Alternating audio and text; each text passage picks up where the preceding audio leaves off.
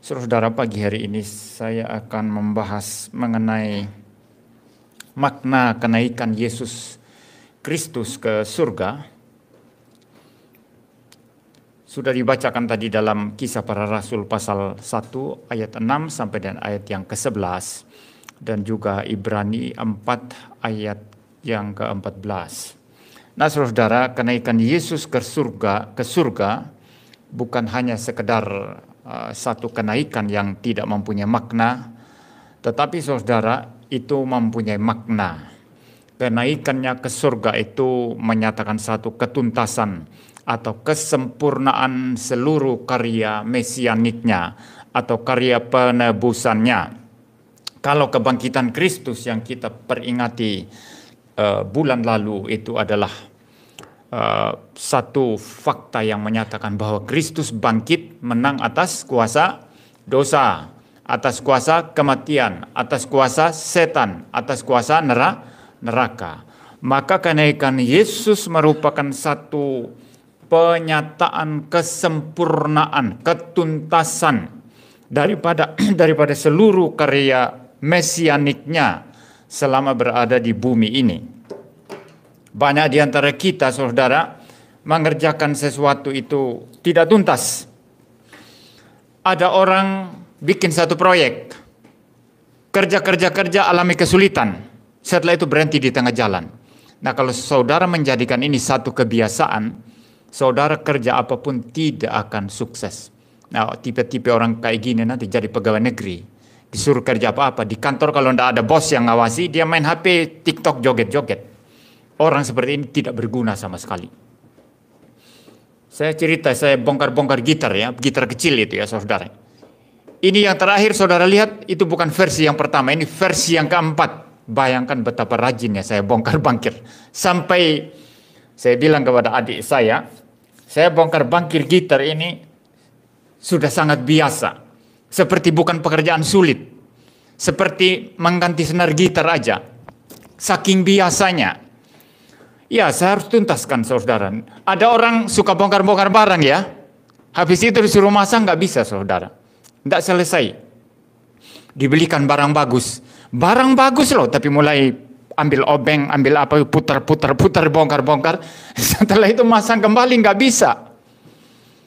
Ini tipe-tipe orang yang nggak pernah tuntas. Kerja apa-apa itu pasti nggak sukses. Ya, saya bongkar, pasang papan spruce atasnya, belakangnya mahoni. Itu memang khusus untuk gitar. Ternyata saya keliru. Masalah lehernya itu, goyang lehernya, ganti lagi, pecah itu papan spruce yang bagus. Ganti dengan mahoni sekarang. Jadi atas bawah mahoni. Suaranya sangat bagus, tapi saya lupa rangka bawahnya itu masih tetap rangka yang lama. Saya pakai. Saya pasanglah itu senar besar, ukuran 11. Itu senar gitar ukuran 11 itu untuk gitar yang kuat sekali itu. Konstruksinya.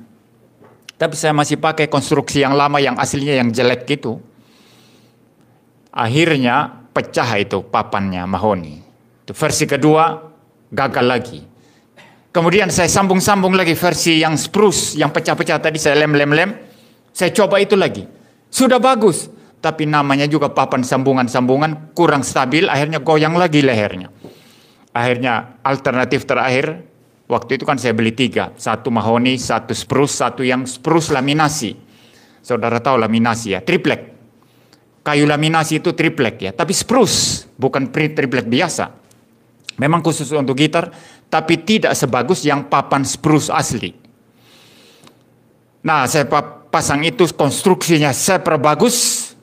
Nah, ini kuat sekali, itu tidak bongkar-bongkar lagi itu. Suaranya juga oke ya. Lebih oke lah daripada saudara beli gitar di mana gitu yang triplek semua ya. Jadi saudara, saya tidak biasa mengerjakan sesuatu lalu saya geletakkan begitu saja. Walaupun itu mungkin apa pentingnya seorang pendeta ini kerja gitar, kalau tidak jadi ya sudah buang aja. Bagi saya beda. Saya harus berani memulai dan harus menyelesaikan. Tidak boleh saya bikin terbengkalai. Sama aja pelayanan. Saya kalau khotbah, saya mesti selesaikan khotbah saya sesuai dengan yang sudah dipersiapkan. Tidak boleh saya terbengkalaikan. Nah, saudara, kalau saudara melihat karya Tuhan Yesus, tidak ada yang terbengkelai. Semua berjalan dengan begitu sempurna, begitu bagus, sampai dituntaskan dengan kenaikannya. Yesus naik ke surga. Seluruh karya penebusannya, karya mesianiknya itu tuntas. Seluruh nubuatan di dalam perjanjian lama dipenuhi, digenapi semuanya dengan cara yang paling sempurna, paling tuntas. Itulah Tuhan dan Juru Selamat kita.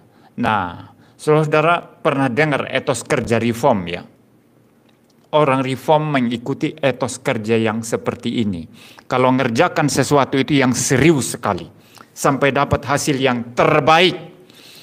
Itu sebabnya produksi mesin terbaik itu dari negara-negara yang dipengaruhi oleh reformasi Protestan, khususnya reformasi Calvinis, pengaruh ajaran John Calvin. Karena John Calvin berkata kita dipercaya itu semacam diberikan kunci untuk mengatur mengelola harta Tuhan. Maka apa yang kita atur, kita kelola itu kita kerjakan sungguh-sungguh, tidak boleh satu pun terbengkalai. Kita harus tuntaskan itu dan kita betul-betul harus bertanggung jawab kepada Dia yang memberikan kepercayaan itu. Nah, ini menjadi etos kerja reform, saudara, Calvinis, Puritan. Dan bikin apa-apa itu selalu bagus. Mereka pergi ke Amerika, dari Eropa pergi ke benua Amerika, mereka membangun Amerika sukses. Mereka kerja apa saja sukses. Nah, karena kerja keras, sedangkan pengeluaran untuk biaya hidup kan tidak banyak ya. Pemasukan banyak sekali. Maka mereka menjadi orang yang makmur-makmur. Ini bukan teologi kemakmuran. Ini namanya kemakmuran kerja keras versi reform ya saudara. Ya, kita juga memimpikan gereja kita, gereja yang cukup bukan teologi kemakmuran, tapi karena kita kerja keras. Saudara kerja keras, pendetanya kerja keras, lalu gereja kita makmur. Paham ya? Bukan saudara beri persembahan. Saudara kasih 1 juta, nanti Tuhan ganti 10 juta. Saudara kasih 20 juta, nanti Tuhan ganti 200 juta. Itu ajaran setan yang bukan ajaran Alkitab, saudara. Di mana-mana orang Puritan berada, mereka bekerja selalu tuntas dan mereka itu selalu sukses apapun yang mereka kerjakan. Ya, kita ini pakai jam tangan, saudara. Ini jam tangan jelek ini saya pakai. Tapi biar jam tangan jelek ini made in Europe ini, dari Eropa ya. Jangan saudara pikir jam tangan saya ini beli-beli di pinggir jalan dapat, nggak ada itu. Tapi murah ini, jam tangan jelek ini. Ya jelek-jelek ya versinya Eropa ya. Kalau orang reform dari Switzerland kerja jam itu nggak seperti itu saudara. Itu sebabnya mahal sekali jam-jam tangan dari sana. Rolex. Saya lihat di Tokopedia. Dijual Rolex, jam Rolex. Istilahnya itu apa ya? Cuci gudang. Itu sudah bohong itu. Rolex itu tidak pernah cuci gudang saudara. Yang cuci gudang itu orang produksi barang banyak-banyak nggak laku. Karena nggak laku lalu cuci gudang, dijual obral ya. Saudara kalau lihat di itu toko-toko online jual obral Rolex begitu ya, itu pasti palsu. 1000% itu jam palsu. Apalagi lihat harganya, jual obral 300 ribuan Rolex, itu omong kosong. Rolex paling murah itu saudara, paling murah, paling jelek itu yang paling murah. Mungkin sekitar 60-70 jutaan. Paling tidak mungkin di bawah 50 jutaan. Kalau di bawah 50 jutaan pasti bekas, sudah jelek bekas itu. Ya, tapi Rolex yang betul-betul mahal sekali, itu miliaran itu harganya. Masakan dijual obral 300 ribu. Omong kosong itu saudara. Ya, mesin yang bagus itu dari negara-negara hasil reformasi. Ya, saya pernah dulu mencetak, ada yang namanya Suara Reformasi ya. Kita cetak. Lalu kemudian Suara Reformasi itu kayak buletin ya, kayak majalah lah begitu ya. Itu ya GKKR yang terbitkan dulu itu tahun 2009-an ya, 2008 gitu ya. Lalu datanglah tukang cetak ke tempat saya. Dia membaca tulisan yang akan dicetak itu. Ada satu teman saya tulis mengenai katekismus Heidelberg. Lalu dia lihat, wih Heidelberg, Ini mesin terbaik ini Pak, mesin cetak yang paling bagus ini. Bukan Pak, itu pengajaran Kristen itu Pak. Ya. Tapi mesin cetak Heidelberg itu yang bagus sekali itu Pak katanya. Itu dari Jerman saudara. Itu mesin-mesin hasil reformasi Protestan. Kalau ada orang sekarang bangga-bangga, ya orang Kristen tidak ada warisannya, orang Kristen hanya mewariskan kebodohan, dia yang bodoh yang tidak ngerti sejarah. Kristen itu mewariskan kemajuan-kemajuan dalam ilmu pengetahuan, dalam teknologi, juga dalam hal demokrasi. Saudara tahu demokrasi. Ini pendahuluannya agak panjang ya. Supaya saudara paham betul bahwa karya Kristus itu tuntas. Kristus tidak pernah kerja separuh-separuh, maka kita pun harus tuntas. Saudara tahu demokrasi ya? Dari mana itu awalnya? Di era modern ini. Demokrasi versi Yunani itu tidak laku di dalam sejarah itu. Terbukti apa? Yang ada muncul kerajaan, kekaisaran, betul ya? Padahal dalam filsafat Yunani itu, mereka sudah mengajarkan ada sistem monarki yang diperintah oleh raja, ada sistem aristokrasi yang dipimpin oleh sekumpulan orang top, orang hebat, dan ada sistem demokrasi. Ya, bagi Aristoteles, seorang filsuf Yunani, dia berkata, kelemahan sistem monarki itu adalah apa? Seseorang bisa menjadi diktator karena dia penguasa tunggal. Raja itu bisa jadi tiran, penguasa diktator yang bisa sewenang-wenang. Ya. Kalau aristokrasi dipimpin oleh sekelompok orang bagaimana? Kalau aristokrasi itu kata Aristoteles bisa berubah menjadi persengkongkolan orang-orang yang memimpin tadi itu untuk kepentingan mereka. Menjadi oligarki. Saudara sering dengar istilah oligarki ya? Oh, oligarki Indonesia itu gitu ya, saudara. Padahal mereka saya tidak mengerti oligarki apa enggak ya. Bagi Aristoteles, pemerintahan sistem aristokrasi yang dipimpin sekumpulan orang terpilih tetap bisa menyeleweng menjadi oligarki. Nah, kalau demokrasi sama kata Aristoteles, itu juga bukan menjadi yang terbaik. Kenapa? Demokrasi bisa dalam sekejap berubah menjadi anarkis. Paham ya? Yang mengangkat Basuki Cahayapurnama jadi gubernur apa? Demokrasi ya. Karena demokrasi kan mereka terpilih, Jokowi, Ahok begitu ya. Jokowi jadi presiden, Ahok jadi gubernur. Demokrasi itu dipilih langsung oleh rakyat.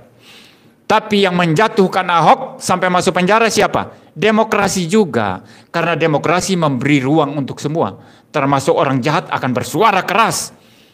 Paham ya saudara? Jadi demokrasi tidak menjadi sesuatu sistem yang sempurna saudara. Maka jangan terlalu mengagung-agungkan demokrasi.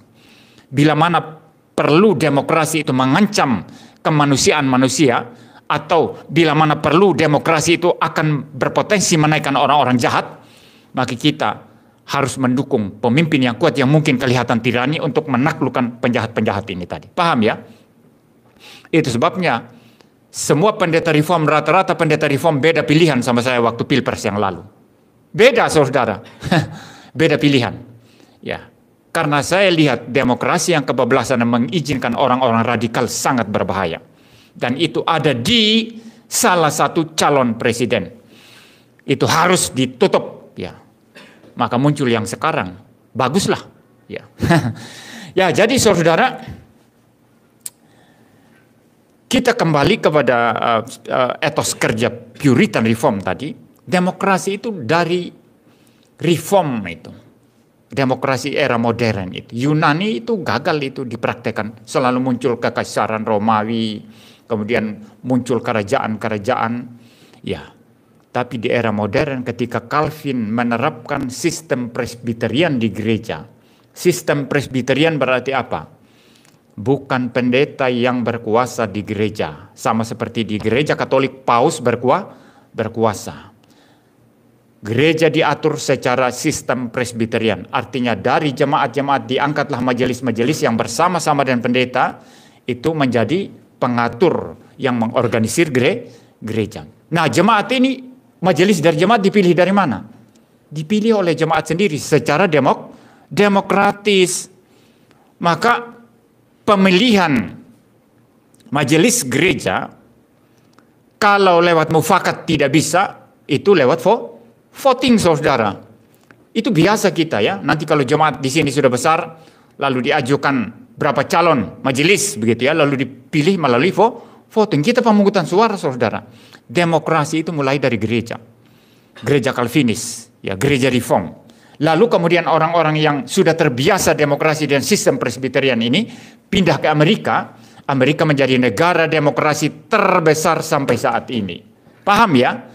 Itu dari Reform, dari Kristen itu.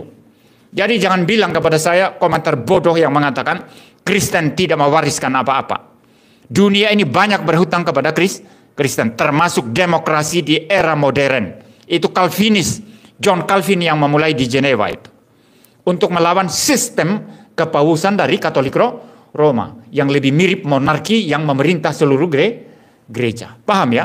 Maka di sistem presbyterian seperti gereja kita GGRI itu tidak ada saudara orang yang pendeta yang menonjol sendiri yang mengatur-ngatur yang lain, tidak ada. Semua pendeta, semua majelis itu setara. Maka keputusan yang tertinggi bukan keputusan ketua sinode. Kita tidak pakai ketua sinode. Keputusan tertinggi adalah keputusan rapat sinode oleh majelis-majelis di seluruh gereja. Ya, seperti itu. Jadi ini sistem presbyterian. Ini demokrasi saudara, sistem demokrasi. Jadi jangan kira seorang pendeta akan berkuasa, tidak. Ya, tidak seperti itu saudara. Nah, ini warisan ya saudara ya. Warisan dari spirit reform karena kita mempercayai ketuntasan pekerjaan Kristus, maka dalam segala hal pun termasuk mengatur kehidupan gereja, termasuk bekerja, kita menghargai ketuntasan ya.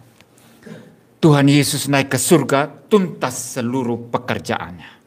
Lalu, saudara-saudara, ada 3 hal penting yang kita harus pelajari mengenai kenaikan Kristus.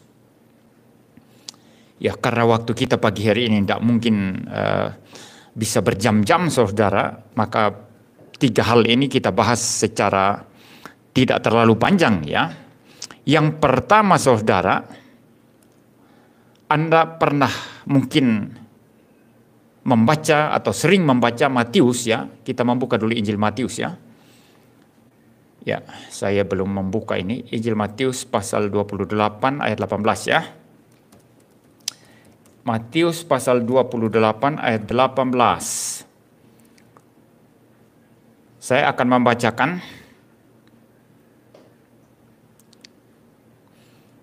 Ya, dikatakan di sana, Yesus mendekati mereka dan berkata, "Kepadaku telah diberikan segala kuasa di sorga dan di bumi."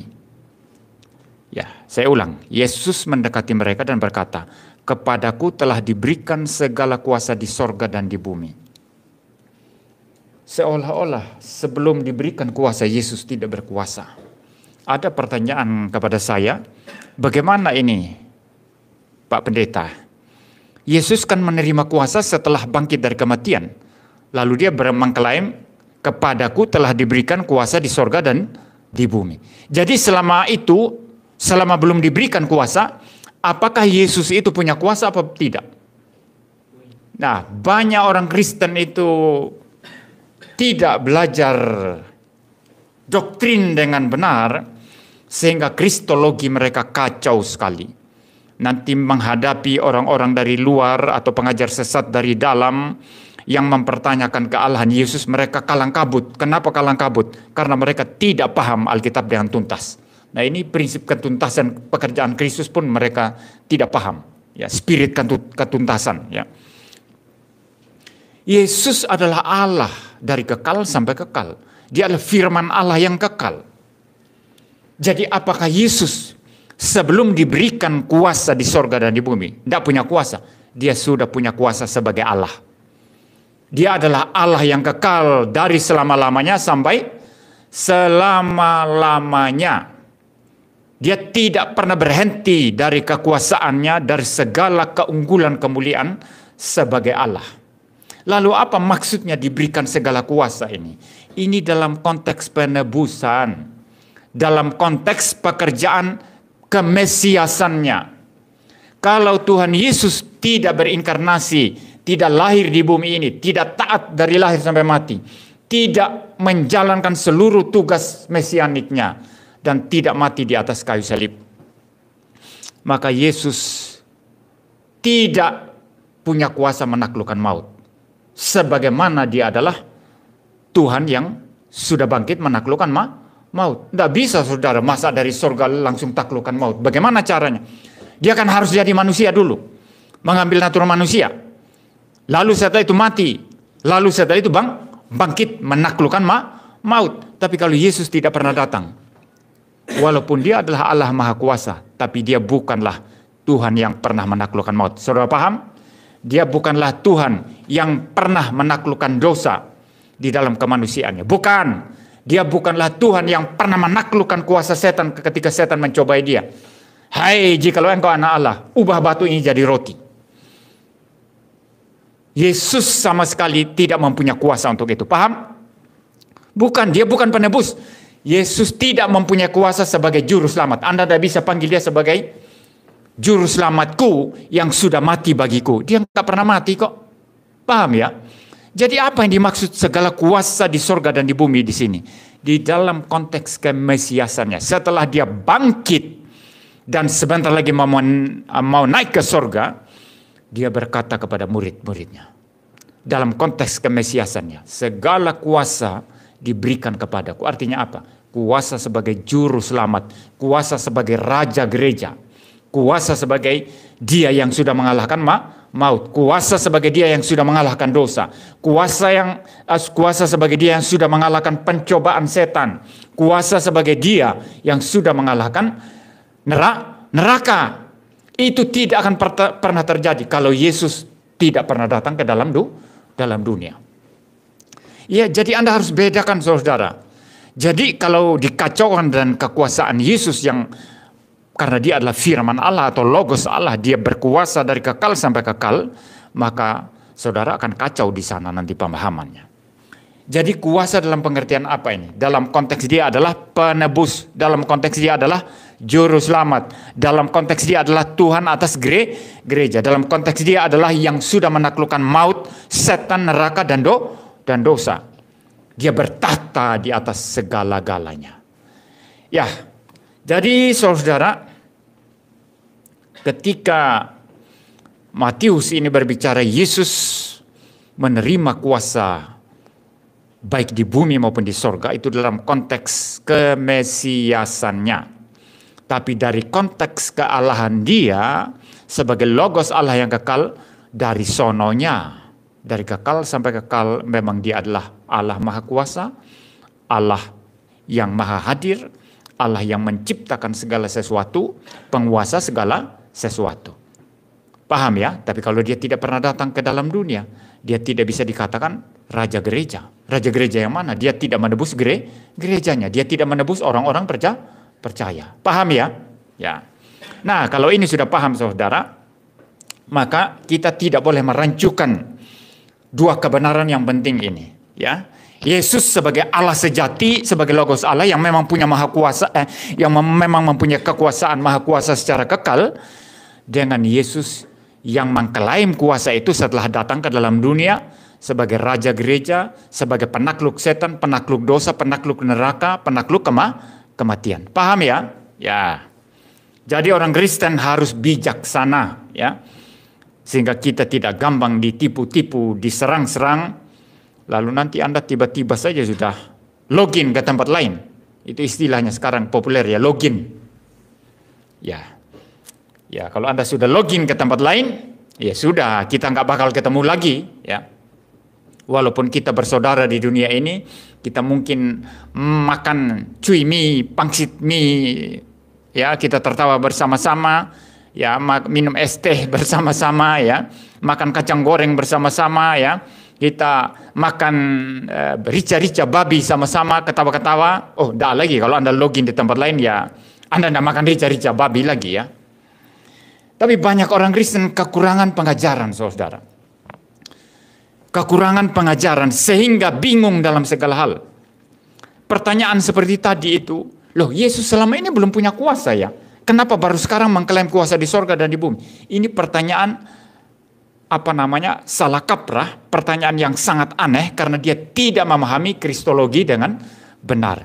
Dia tidak memahami Kristus yang adalah Allah dan tidak memahami Kristus yang datang ke dalam dunia, di mana dalam tugas kemesiasannya dia harus mengerjakan karya penebusan dan dia menang dan berhak mengklaim kuasa atas itu. Kedua sekarang saudara, ya, Yesus naik ke surga dalam konteks mesianik ini dikatakan melintasi segala langit. Ya, dia melintasi segala langit. Kalau yang pertama tadi dia mengklaim segala kuasa di surga dan di bumi sebagai Mesias. Ya, itu berarti apa? Dia yang berkuasa menentukan kepada manusia, engkau masuk neraka atau masuk surga. Dia mengklaim segala kuasa sebagai Mesias. Saya tidak bicara dia sebagai logos ilahi ya dalam kealahannya. Sebagai Mesias. Dia sudah taklukkan setan. Dia sudah taklukkan neraka. Dia sudah taklukkan maut. Dia sudah taklukkan segala sesuatu. Berarti dia penguasa yang berhak menentukan kamu masuk surga atau kamu masuk neraka. Saudara jelas ya. Kedua, kalau saudara membaca dalam Ibrani 4 ayat 14, dikatakan di sana bahwa Yesus itu imam agung yang melintasi segala langit. Saya akan membaca ya. Karena kita sekarang mempunyai imam besar agung yang telah melintasi semua langit, yaitu Yesus anak Allah.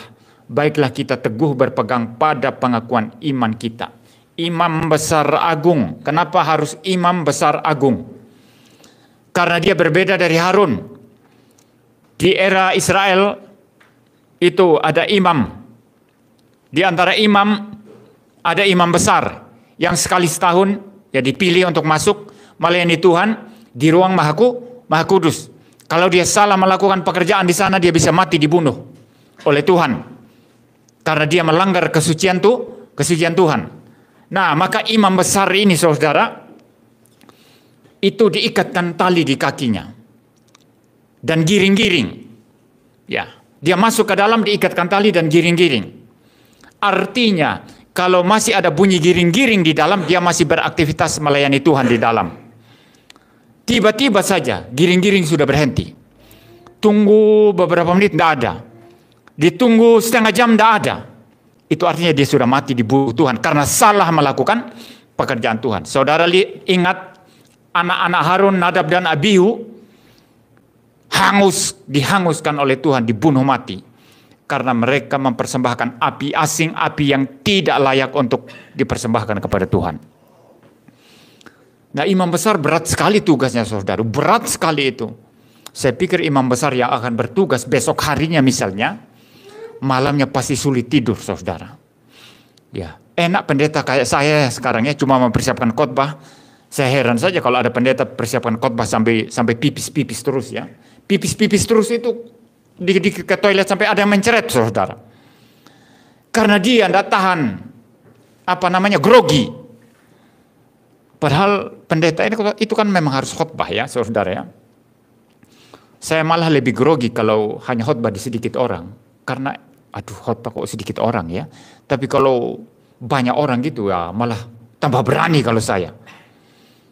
Tapi imam besar dulu nggak seperti itu. Mereka bukan menghadapi manusia, menghadapi Tuhan. Salah kerja, Tuhan langsung matikan. Nah, karena kalau mereka sudah mati di dalam, misalnya salah kerja, giring-giring tidak berbunyi lagi, siapa yang mengeluarkan mereka dari dalam? Nggak ada. Maka diikatkan tali di kakinya, ditarik.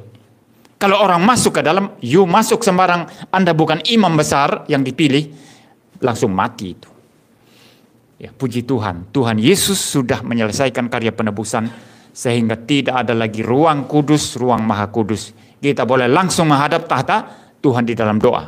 Ya, ini keindahan dari pekerjaan Tuhan Yesus Kristus. Jadi imam sebesar apapun dalam perjanjian lama seperti Harun, itu sama sekali jauh berbeda dari imam Yesus Kristus. Karena Yesus Kristus hanya sekali mempersembahkan dirinya, dia memperdamaikan antara Allah dengan manusia selama-lamanya. Allah diredakan murkanya selama-lamanya. Tapi Harun, dia harus, setiap orang Israel berdosa selalu ada korban. Setiap tahun dia harus masuk untuk mengadakan pendamaian. Ya, ke ruang maha suci. Beda. Jadi dikatakan di sini imam besar yang agung. Nah, imam besar yang agung yang sangat berbeda dari Harun ini. Kalau Harun mempersembahkan hewan, Yesus mempersembahkan dirinya sendiri. Harun mempersembahkan hewan berulang-ulang. Masuk ke ruang kudus, ruang maha suci setiap tahun berulang-ulang. Kalau Yesus hanya satu kali, semua beres. Beda ya. Nah, imam besar agung ini melintasi semua langit. Nah, apa maksudnya melintasi semua langit, saudara? Kita melihat, membaca ini dari terang kitab Raja-Raja pasal yang ke-8. Itu adalah bagian terkenal bagaimana Salomo itu, saudara, membangun bait suci, dan bait suci itu setelah jadi, Salomo kemudian menabiskan bait suci itu dan dia berdoa di hadapan Tuhan. Dia berdoa di hadapan Tuhan dan menyatakan kemahakuasaan Tuhan. Nah, kalau saudara membaca di ayat yang ke-27, mungkin saya akan membaca dari ayat 26 saja ya. Ini doa Salomo, saudara. Maka sekarang ya Allah Israel, biarlah kiranya menjadi nyata keteguhan janji yang telah kau ucapkan kepada hamba-Mu Daud ayahku. Ayat 27. Tetapi benarkah Allah hendak diam di atas bumi? Sesungguhnya langit, bahkan langit yang mengatasi segala langit pun tidak dapat memuat engkau, terlebih lagi rumah yang kudirikan ini. Salomo di situ sadar benar bahwa walaupun bait Allah itu megah sekali, bait Allah yang didirikan Salomo itu sangat megah, saudara, megah luar biasa.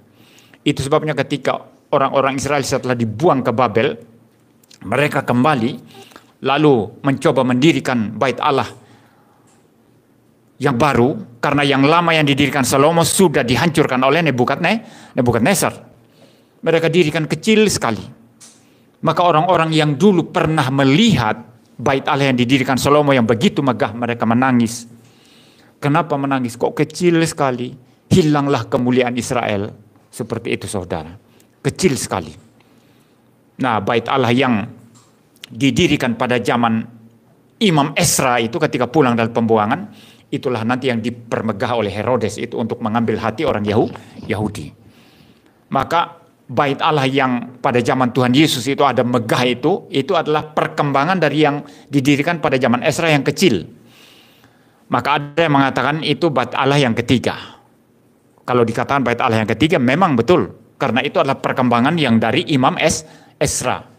Tapi kalau dikatakan bait Allah yang kedua, ya betul juga, karena itu bukan yang baru didirikan, tapi memang renovasi, perbesaran atau dibesarkan dari yang dibangun orang Israel pada saat mereka pembuangan ke Babel. Nah, orang Israel sekarang sedang menunggu bait Allah yang ketiga, versi ketiga, yang mereka mau bangun begitu. Tapi cilakanya mereka mau bangun di tempat mereka dirikan dulu, tempat bait Allah yang dulu ada masjid di sana.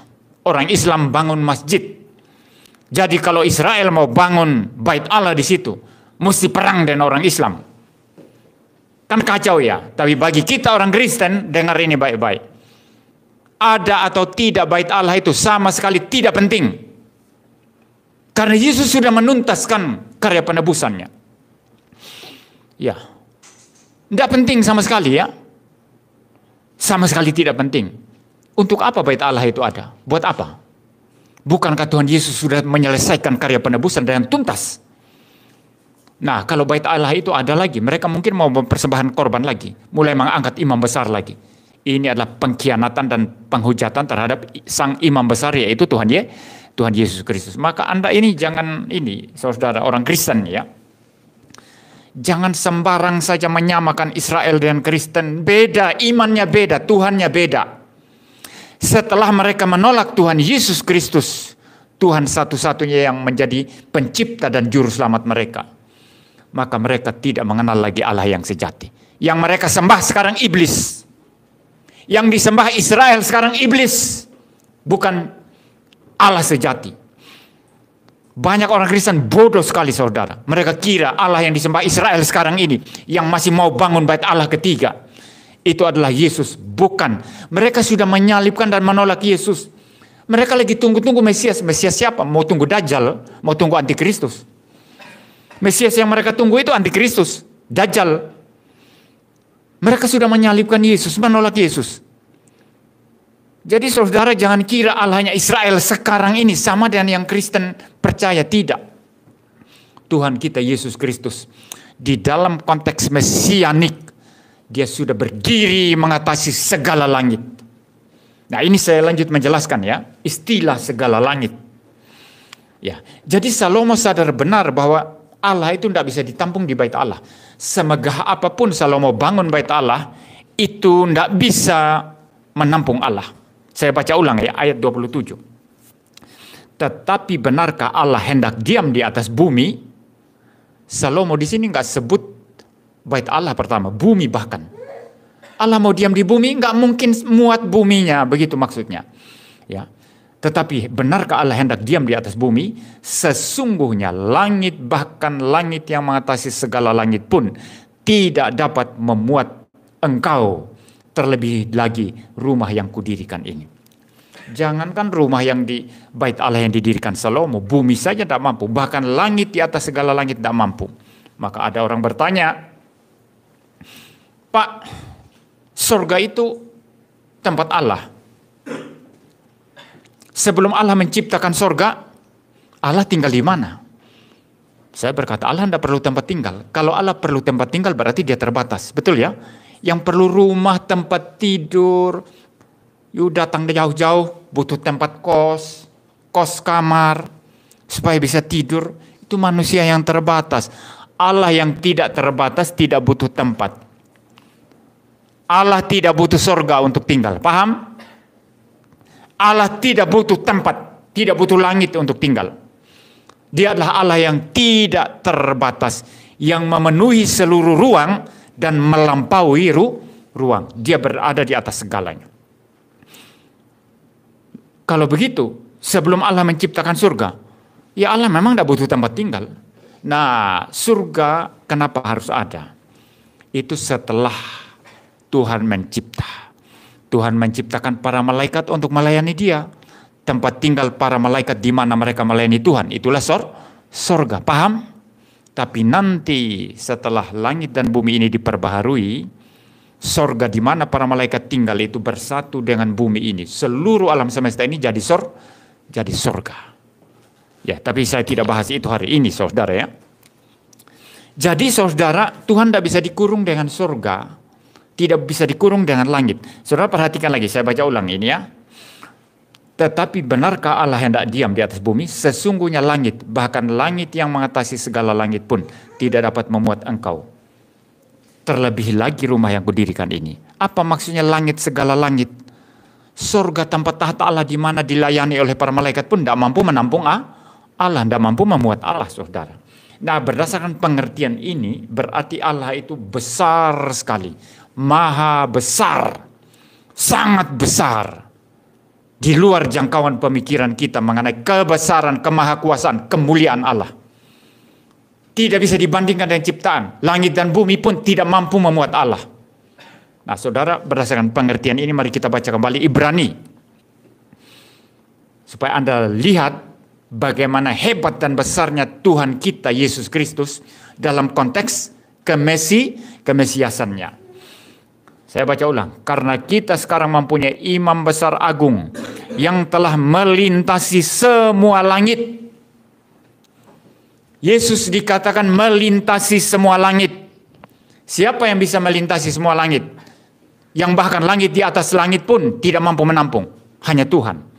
Dan Yesus ini dalam karya mesianiknya sebagai penebus disetarakan dengan Allah sendiri yang mengatasi segala langit. Bahkan langit pun tidak mampu, langit di atas segala langit pun tidak mampu menampung dia.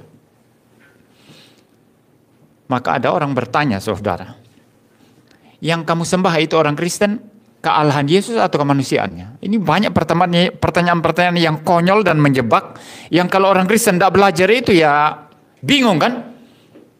Kan dia mau memancing saudara. Kamu sembah itu kealahan Yesus sebagai logos Allah atau kemanusiaannya? Karena kamu bilang Yesus punya dua natur ya, 100% Allah, 100% manusia. Nah yang kamu sembah itu adalah kealahan Yesus atau kemanusiaannya? Kalau kamu bilang, ya kemanusiaannya saya sembah. Oh kamu sembah ciptaan ya? Karena kemanusiaan Yesus kan diciptakan. Ini kan konyol saudara. Tapi kalau saudara belajar kristologi sungguh-sungguh, kita tahu bahwa Tuhan dan Juru Selamat kita itu hanya satu pribadi. Satu pribadi logos ini yang memang punya natur ilahi dari kekal sampai kekal. Ketika berinkarnasi menambahkan bagi dirinya natur manusia. Sehingga dia punya dua natur. Kemanusiaan Yesus pribadinya di mana? Ambil bagian dalam pribadi logos tadi. Maka yang kita sembah adalah pribadi Yesus yang punya apa? Dua natur, Allah dan manusia. Kita menyembah semuanya. Ya, Anda tidak bisa mengatakan saya hanya sembah Allahnya, manusianya tidak. Manusianya tidak mempunyai pribadi sendiri, tapi mengambil bagian dalam pribadi logos.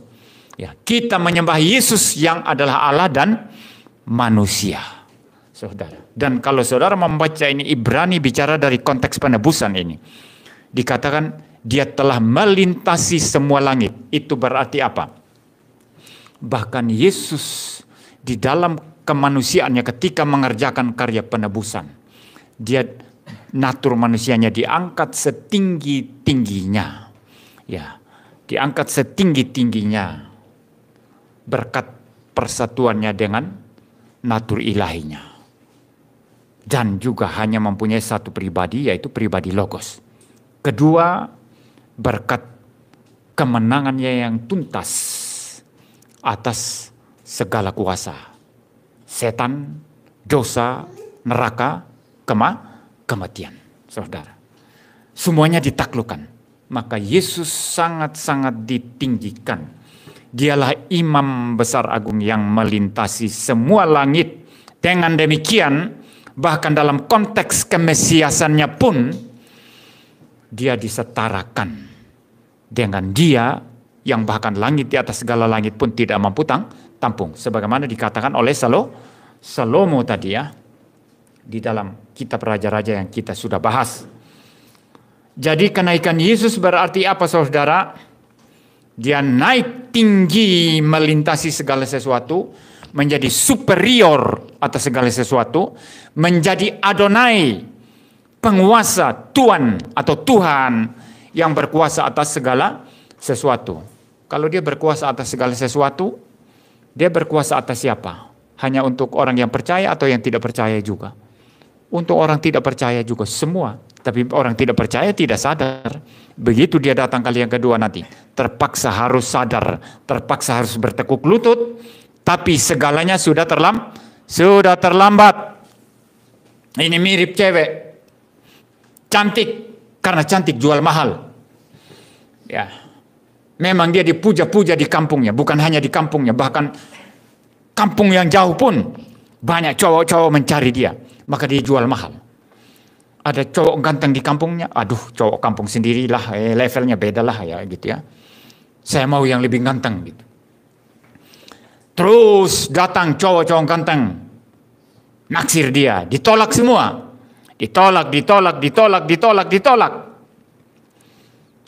Lalu datang yang paling ganteng. Tapi ambisinya tinggi sekali. Kurang. Dia memang ganteng sekali sih. Tapi kan dia bukan artis. Aku cocok artis. Tapi cowok ini sabar terus ya. Datangi. Tapi dia tolak terus. Tiba-tiba suatu saat cowok ganteng itu, dia lihat cewek manis, mungkin tidak terlalu cantik, hatinya baik, akhirnya dia terpikat, dia menikah.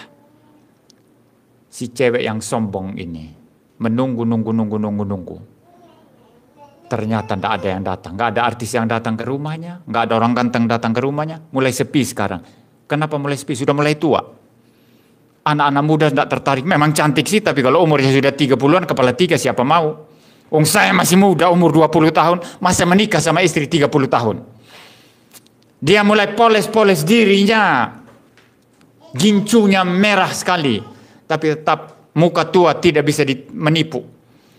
Dipoles bagaimanapun, tua ya tetap tua. Akhirnya sudah tidak ada cowok yang, kalau bahasa Sumbanya itu memang, ya saya sebagai orang Sumba lebih ini ya. Tidak ada lagi yang hevel sama dia. Tidak ada yang hevel begitu ya. Tidak ada lagi yang apa istilahnya peduli. Akhirnya dia menangis di dalam kesendiriannya dan dia kecewa. Tapi semua sudah terlambat. Ini mirip sekarang kita beritakan Yesus Tuhan dan Juru Selamat. Dia sudah datang menjadi penebus. Dia persembahkan dirinya mati di atas kayu salib. Dia hidup taat dari lahir sampai mati untuk menebus dosa orang durhaka, manusia berdosa. Siapa Yesus? Dia Allah, dia manusia. Diketawain, diejek-ejek. Begitu dia datang dalam segala kemuliaannya kelak, semua orang akan kaget. Mereka yang menolak akan kaget. Mereka terpaksa harus menyembah, tapi sudah terlambat. Cintamu sudah ditolak dan tidak mungkin dipulihkan lagi. Orang yang jual mahal yang pernah menolak cinta orang lain, ketika dia mau datang kembali, lalu orang berkata, sorry saya sudah punya istri, saya sudah punya anak, sudah punya keluarga, sorry nggak usah datang lagi. Kamu dulu kan sudah saya kasih kesempatan berkali-kali, tapi kamu menolak. Sorry, sudah terlambat. Seperti itulah nanti saudara. Yesus itu superior atas segala sesuatu. Penguasa segala sesuatu. Anda percaya dia atau tidak percaya dia, tidak urusan. Dia tetap berkuasa mutlak atas segala sesuatu. Itu sebabnya ditunjukkan dengan alam ini saudara. Saya bicara alam. You percaya tidak percaya, kalendermu hari Minggu merah loh. You percaya tidak percaya, kalender yang kamu pakai tahun Masehi loh. Yesus tidak peduli kamu percaya atau tidak. Maka orang Kristen jangan terlalu sombong ya. Banyak orang Kristen mereka kira mereka bisa tolong Tuhan. Kalau tidak ada mereka gereja tidak jalan. Kalau tidak ada mereka pelayanan tidak jalan. Omong kosong orang Kristen. Yesus pun tidak butuh kamu kalau kamu sombong. Paham ya? Yesus itu bertahta atas segala sesuatu saudara. Dia tidak butuh MYM Muriwali yang pintar ngomong, pintar khotbah. Kalau tidak ada MYM, pelayanan Tuhan tidak jalan. Omong kosong itu. Tidak ada itu, tidak ada orang boleh membanggakan diri. Yesus superior atas segala sesuatu. Menguasai segala sesuatu. Entah engkau menolak, engkau memaki-maki dia, menghina dia, atau memuji-muji dia. Dia superior atas segala sesuatu. Dia melintasi segala langit, saudara. Terakhir sekarang, ketiga, Yesus naik. Berarti dia akan datang kembali. Saya bahas secara ringkas saja bagian ini saudara, karena kita tidak akan membuka bagian-bagian Alkitab. Ya.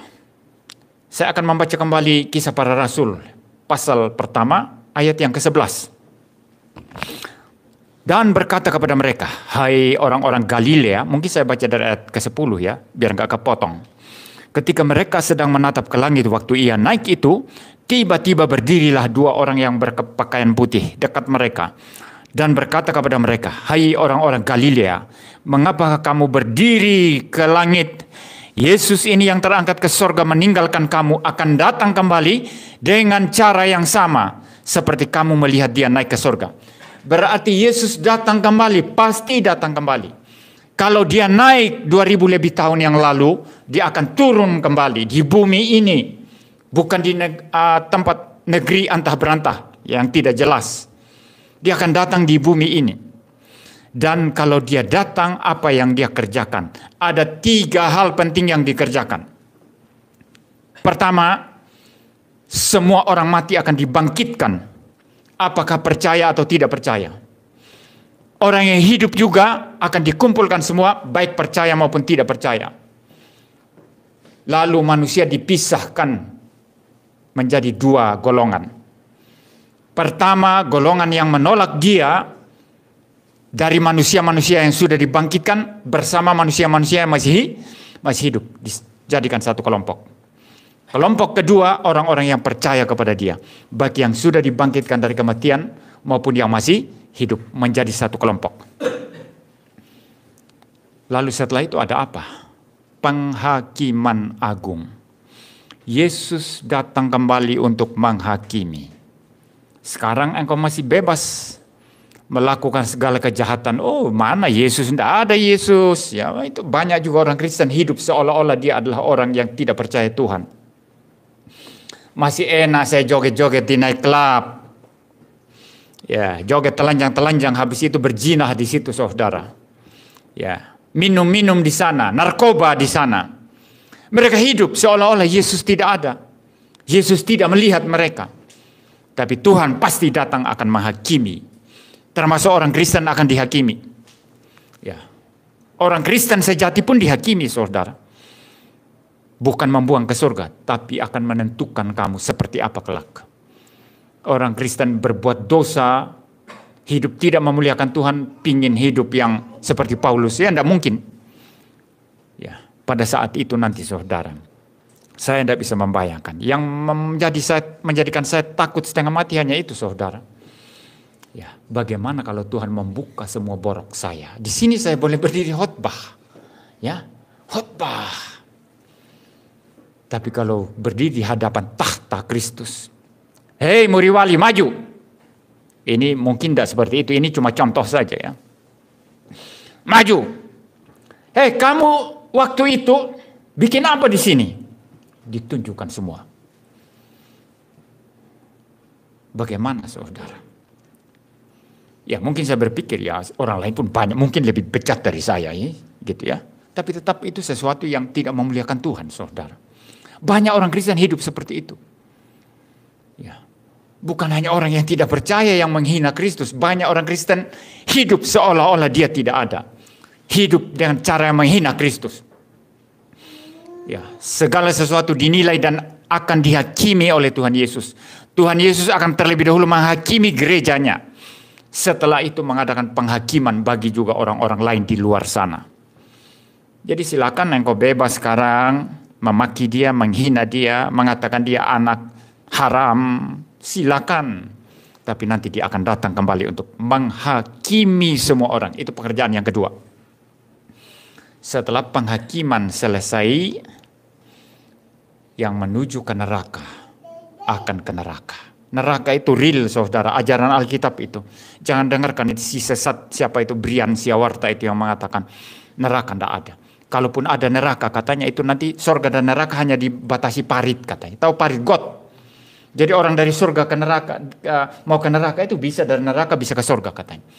Ini ajaran setanik sekali, saudara. Ini orang sama sekali melawan Alkitab, ya. Nanti Tuhan akan hakimi dia pun. Alkitab mengajarkan neraka. Yesus berkata di sana nanti akan terjadi ratap dan kertakan gigi. Neraka itu di mana ulat-ulat bangkai pun tidak mati. Artinya penderitaan yang terus menerus. Jadi mereka yang durhaka akan ditempatkan dalam neraka. Dan mereka yang percaya akan ditempatkan di dalam langit dan bumi baru. Langit dan bumi ini yang sudah diperbaharui. Siapa presiden kita nanti? Yesus Kristus. Kelihatan apa enggak? Kelihatan karena dia punya tubuh dan jiwa manusia. Dia memerintah kita secara real, secara visual. Kelihatan. Kita akan mendengarkan suaranya. Jadi jangan terlalu iri hati terhadap Petrus, Yakobus, Yohanes yang pernah duduk bersama-sama Tuhan, berbicara langsung dengan mereka. Kita pun nanti seperti itu. Karena Yesus datang dalam kemanusiaannya, saudara. Kita bisa lihat, sama seperti dia terangkat ke surga, demikianlah dia juga datang kembali. Itu kata malaikat di Kisah Para Rasul pasal 1 tadi, ya. Ayat yang ke-11. Lalu setelah orang-orang durhaka dikirim ke neraka dan orang-orang pilihannya bersama-sama dengan dia di dalam langit dan bumi yang diperbaharui, maka tibalah waktunya, itu waktu konsumasi. Itu namanya penyempurnaan segala sesuatu. Artinya apa? Kita semua disempurnakan, langit dan bumi ini disempurnakan, maka nanti kita akan mengalami kehidupan yang mirip dan apa yang dialami Adam di Taman Eden. Seluruh bumi ini menjadi seperti Taman Eden, di mana kita hidup memuliakan Tuhan tanpa dosa, tanpa penderitaan, tanpa air mata, tanpa pertengkaran, tanpa iri hati, tanpa kesombongan, tanpa segala hal yang jahat. Karena semua yang jahat sudah disingkirkan ke neraka. Nggak ada lagi setan, saudara, sudah di neraka. Nggak ada lagi orang jahat. Nggak ada lagi itu segala hal yang cemar dan berdosa. Semua sudah dipisahkan. Itulah langit dan bumi penuh pengharapan, di mana kita hidup di dalamnya. Kita akan menikmati hari-hari yang selalu indah, selalu baru. Saudara mau tinggal di langit dan bumi yang baru? Maka marilah kita hidup sebagai orang Kristen yang sejati. Sambil menanti-nantikan kedatangan Tuhan kita, Yesus Kristus, yang saat ini bertahta di atas melintasi segala langit. Ya baik ya saudara, inilah khotbah saya pada pagi hari ini. Biarlah kita pulang dari tempat ini dan kita boleh membawa berkat firman Tuhan ini, dan yang paling penting itu adalah kita hidup dalam spirit Yesus tuntas sampai bertahta di dalam status mesianiknya sebagai Mesias, melintasi segala langit. Demikianlah kita pulang melayani Tuhan dengan tuntas. Jangan pernah mengerjakan sesuatu separuh. Lakukan segala sesuatu seperti untuk Kristus. Ya, lakukan segala sesuatu seperti untuk kemuliaan Allah, bukan untuk diri sendiri. Mari kita berdoa. Bapa di surga, terima kasih Tuhan untuk pagi hari ini. Terima kasih untuk segala kemurahan Tuhan. Terima kasih untuk segala kebaikan Tuhan. Untuk firman-Mu. Untuk Tuhan Yesus yang sudah menjadi Mesias kami. Yang sekarang bertahta melintasi segala langit. Dan akan datang kembali untuk membangkitkan semua orang mati. Dan akan menghakimi semua orang. Lalu menyempurnakan langit dan bumi ini. Menjadi langit dan bumi baru. Firdaus, surga kami kelak, di mana kami hidup selama-lamanya dan bertemu muka dan muka dengan Tuhan dan Juru Selamat kami, Yesus Kristus. Ini adalah pengharapan yang sangat mulia. Biarlah kami hidup dan visi ini, dan kami boleh bersemangat melayani Tuhan selama kami hidup di dunia ini. Mengerjakan segala sesuatu dengan baik dan tuntas dan benar, dan boleh menyenangkan, menyukakan hati Tuhan. Terima kasih Tuhan, dalam nama Tuhan Yesus Kristus kami berdoa. Amin.